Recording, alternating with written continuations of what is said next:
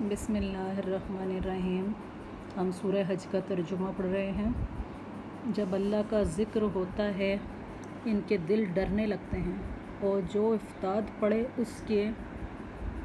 سننے والے اور نماز برپا رکھنے والے اور ہمارے دیے سے خرچ کرتے ہیں، اور قربانی کے ڈیل دار جانور اونٹ اور گائے ہم نے تمہارے لیے اللہ کی نشانیوں سے کیے، تمہارے لیے ان میں بھلائی ہے تو ان پر اللہ کا نام لو، ایک پاؤں بندھے 3 پاؤں سے کھڑے، پھر جب ان کی کروٹیں گر جائیں تو ان میں سے خود کھاؤ اور صبر سے بیٹھنے والے اور بھیک مانگنے والے کو کھلاؤ۔ ہم نے یوں ہی ان کو تمہارے بس میں دے دیا کہ تم احسان مانو۔ اللہ کو ہرگز نہ ان کے گوشت پہنچتے ہیں اور نہ ان کے خون، ہاں تمہاری پرہیزگاری اس تک باریاب ہوتی ہے۔ یوں ہی ان کو تمہارے بس میں کر دیا کہ تم اللہ کی بڑائی بولو اس پر کہ تم کو ہدایت فرمائی، اور اے محبوب خوشخبری سناؤ نیکی والوں کو، بے شک اللہ بلائیں ٹالتا ہے مسلمانوں کی، بے شک اللہ دوست نہیں رکھتا ہر بڑے دغا باز ناشکرے کو۔ پروانگی عطا ہوئی انہیں جن سے کافر لڑتے ہیں اس بنا پر کہ ان پر ظلم ہوا، اور بے شک اللہ ان کی مدد کرنے پر ضرور قادر ہے۔ وہ جو اپنے گھروں سے ناحق نکالے گئے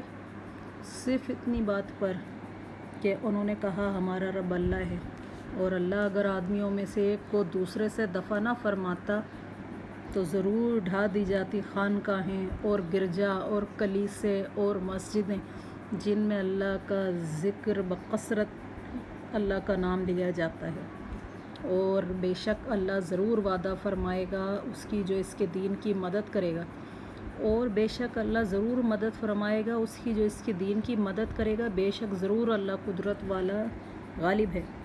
وہ لوگ کہ اگر ہم انہیں زمین میں قابو دیں تو نماز برپا رکھیں اور زکوٰۃ دیں اور بھلائی کا حکم کریں اور برائی سے روکیں، اور اللہ ہی کے لیے ہے سب کاموں کا انجام۔ اگر یہ تمہاری تکذیب کرتے ہیں تو بے شک ان سے پہلے جھٹلا چکی ہے نوح کی قوم اور عاد اور ثمود اور ابراہیم کی قوم اور لوط کی قوم اور مدین والے، اور موسیٰ کی تکذیب ہوئی تو میں نے کافروں کو ڈھیل دی، پھر انہیں پکڑا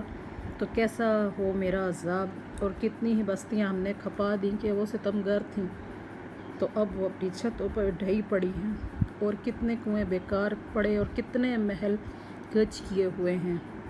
تو کیا زمین نہ چلے کہ ان کے دل ہوں جن سے سمجھیں۔